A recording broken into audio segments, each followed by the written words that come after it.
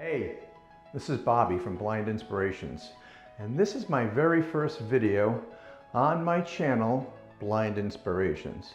It's not my first obstacle, it's not my first challenge, and it's definitely not my first rodeo. Let me explain. It was around 4 in the morning. I was outside with my coffee, trying to have one of those deep reflective moments, just me in the night sky. There weren't many stars out, but I caught one in my peripheral vision way off to the east. Just this tiny glint in the corner of my eye. I turned to look at it directly, it was gone. So I glanced back. There it was again. Back and forth I went. And every time I looked straight at it, the star would disappear.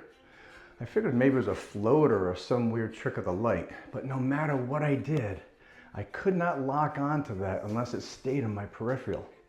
That's when it hit me. Maybe this wasn't about the star. Until that moment, I never thought about blind spots, never considered vision loss other than the glasses almost everybody in my family needed. But a disappearing star? That was strange, and it bothered me. Something did not feel right. So later that day, I called a retinal specialist nearby. They got me in quick, and after one look, they referred me to Baskin Palmer in Miami. That first visit was 8 hours some intense eye testing, and after the eye test, I saw the retinologist for their conclusion. And that's when I first heard the words, "You've got cone and rod degeneration with central vision loss." We're not sure which eye disease it is, but we believe it's progressive, and we don't think there's any cure for you at all.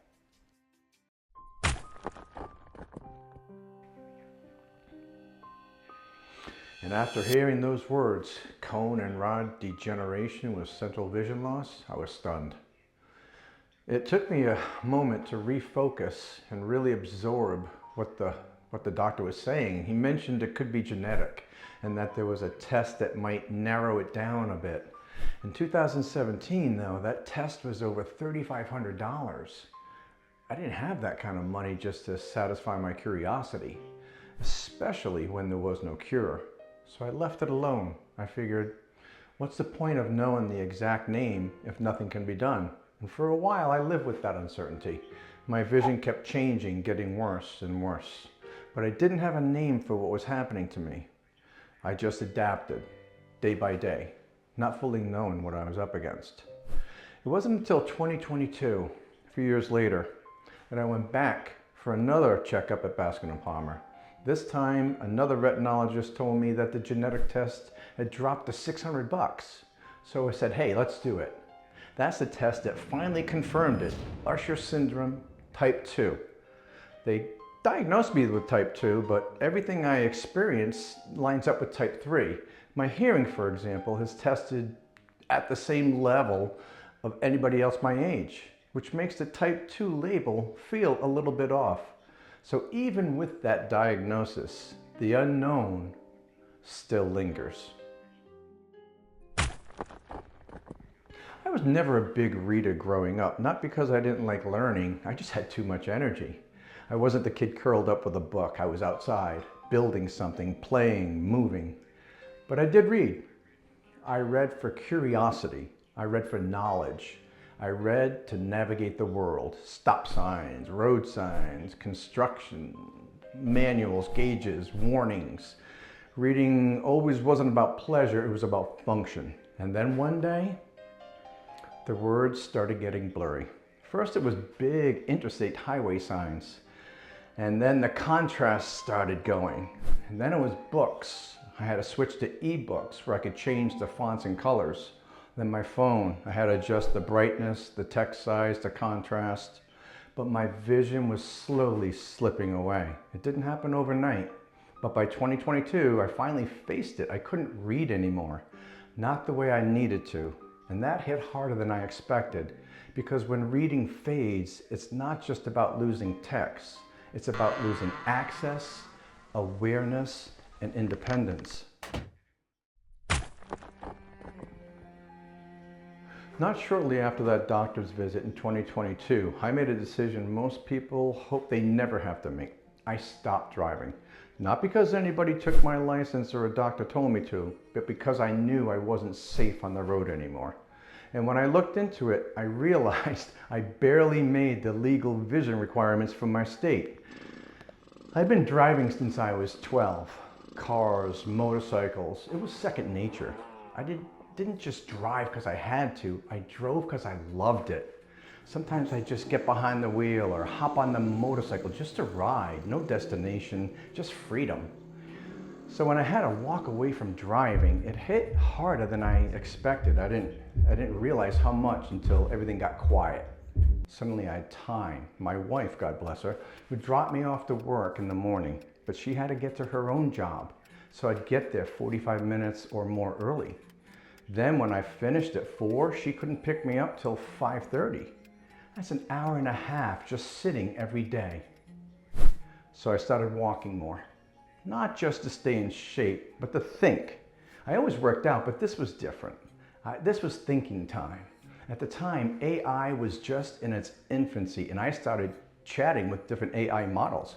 I could ask endless questions and receive endless answers. Once I realized that AI could help me bridge the gap between my abilities and my disabilities, I started thinking about what I could do. And during those chat box walks and talks, blind inspiration was born. That space, that silence, the AI chatbot feedback, it all added up. I realized I could either let all that time go to waste, or I could use it to create, to learn, to explore, to figure out how to live my life. What I had to offer, not just to myself, but to the people out there going through the same struggles I was. Additionally, at that time, my vision had gotten so bad I was declared legally blind by the doctors at Baskin and Palmer. That diagnosis helped me clarify my disability in my mind, but a diagnosis of legally blind gives people the impression that your vision is worse than what we actually experience. Knowing more about my vision loss helps me understand my limitations, but the label of legally blind can be misleading to some. 2022 was a year of discovery. I finally began to understand what was happening to my vision, or at least I thought.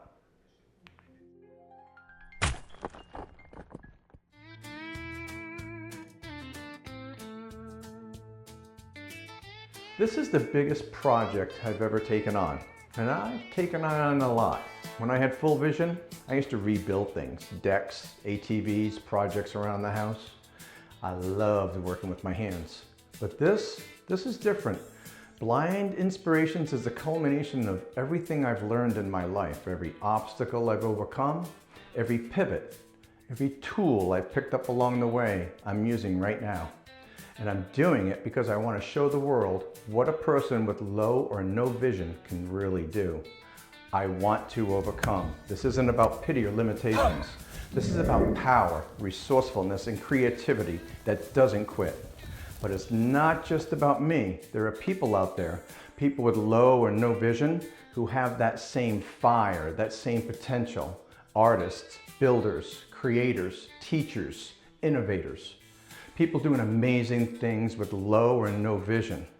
And I want to shine a light on that. I want to build a community of people who are passionate, skilled, and creative in all aspects of life with vision loss.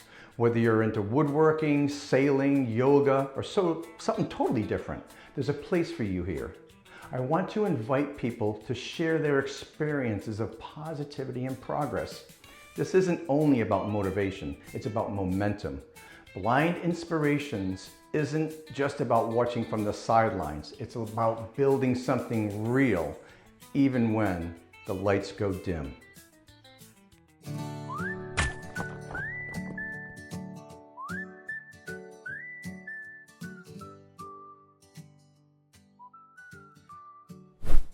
So that's how Blind Inspirations came to be.